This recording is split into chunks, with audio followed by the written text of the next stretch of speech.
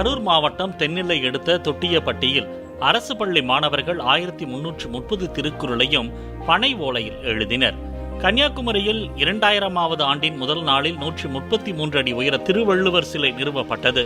அதன் வெள்ளி விழா ஆண்டை முன்னிட்டு நடந்த பனை ஓலையில் திருக்குறளை எழுதும் நிகழ்வில் மாணவ மாணவிகள் ஆர்வமுடன் பங்கேற்றனர்.